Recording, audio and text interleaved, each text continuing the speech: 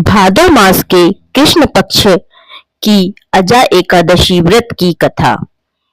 आप सभी को अजा एकादशी की हार्दिक शुभकामनाएं। जय श्री हरि। भगवान विष्णु की कृपा पाने के लिए कमेंट बॉक्स में जय श्री हरि अवश्य लिखें। आइए सुनते हैं अजा एकादशी की कथा।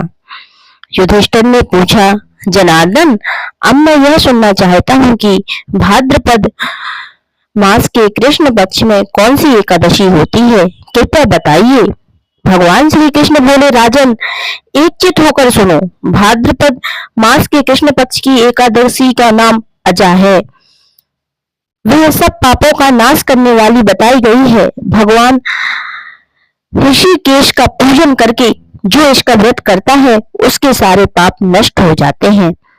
पूर्व काल में हरिश्चंद्र नामक एक विख्यात चक्रवर्ती राजा हो गए हैं, जो समस्त भूमंडल के स्वामी और सत्य प्रतिज्ञ थे।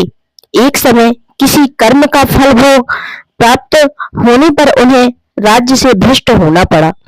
राजा ने अपनी पत्नी और पुत्र को बेच दिया, फिर अपने को भी बेच दिया। पुण्यात्मा होते हुए भी उन्हें चांडाल की दास्ता करनी पड़ी। वे मुर्दों का कफन लिया करते थे। इतने पर ही नृपश्रेष्ठ हरिश्चंद्र सत्य से विचलित नहीं हुए।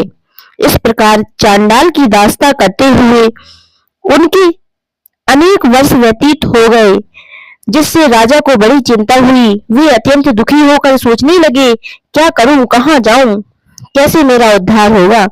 इस प्रकार चिंता करते करते वे शोक के समुद्र में डूब गए। राजा को शोकातुर जानकर महर्षि गौतम उनके पास आए। श्रेष्ठ ब्राह्मण को अपने पास आया हुआ देखकर नृपश्रेष्ठ ने उनके चरणों में प्रणाम किया और दोनों हाथ जोड़ गौतम के सामने खड़े होकर अपना सारा दुखमय समाचार कह सुनाया। राजा की बात सुनकर गौतम ने कहा, राजन, भादो के कृष्ण पक्ष के अत्यंत कल्याणमयी अजा नाम की एकादशी आ रही है, जो पुण्य प्रदान करने वाली है। इसका व्रत करो, इससे पाप का अंत होगा। तुम्हारे भाग्य में आज के 7वें दिन एकादशी है। उस दिन उपवास करके रात में जागरण करना। ऐसा कहकर महर्षि गौतम अंतर ध्यान हो गए। मुनि की बात सुनकर राजा हरिश्चंद्र ने उस उत्तम व्रत का अनुष्ठान किया। इस व्रत के प्रभाव से राजा सारे दुखों से पार हो गए। उन्हें पत्नी पुनः प्राप्त हुई और पुत्र का जीवन मिल गया। आकाश में दुंदुभियां बज उठी, देवलोक में से फूलों की वर्षा हो उठी। एकादशी के प्रभाव से राजा के निष्कंटक राज्य प्राप्त किया और अंत में वे पुरजन तथा परिवार जनों के साथ स्वर्ग लोक को प्राप्त हो गए। राजा युधिष्ठिर, जो मनुष्य ऐसा व्रत करते हैं वे सब पापों से मुक्त हो स्वर्ग लोक को प्राप्त होते हैं। इसे पढ़ने और सुनने से अश्वमेघ यज्ञ का फल मिलता है।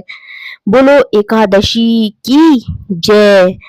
कमेंट बॉक्स में विष्णु जी की कृपा पाने के लिए ओम नमो भगवते वासुदेवाय लिखें।